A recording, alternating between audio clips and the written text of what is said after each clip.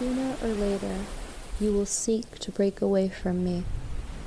Won over by doomsayer prophets, they can, certainly, conjure up for you enough of nightmares to capsize life's order and churn all your fortune with anxieties.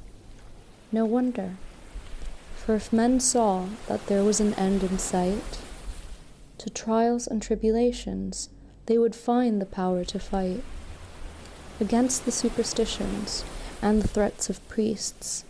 But now they have no power to resist, no way to reason how. Against the superstitions and the threats of priests, but now they have no power to resist, no way to reason how.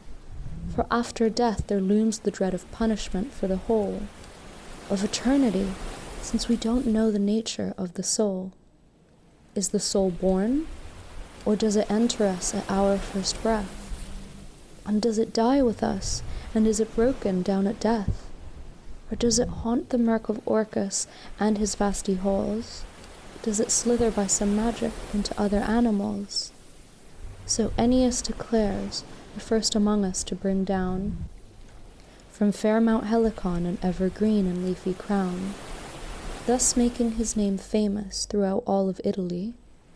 Yet even so, he sets forth in his deathless poetry that realms of Acheron exist, there really is a hell, and there we neither in the flesh nor in the spirit dwell, but rather something wrath-like of us lingers, wan and weird, and it is from these same infernal regions there appeared the shade of never-fading Homer, who, the poet sings, began to shed salt tears and to unfold the nature of things. Therefore, we must consider well celestial happenings, and by what principle the sun and moon run on their courses, and all phenomena upon the earth and governing forces. And then especially we must nose into, with sharp wits, what makes up the soul, and what the nature of it is.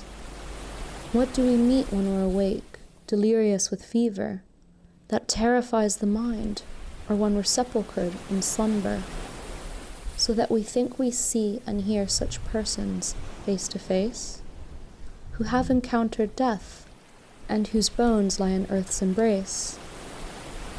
Nor does it fail me that discoveries, obscure and dark, of Greeks are difficult to shed much light on with the spark, of Latin poetry, chiefly since I must coin much new terminology, because of our tongue's dearth and due, to the novelty of the subject matter, and yet, to this end, your excellence and my sweet hope to win you is a friend.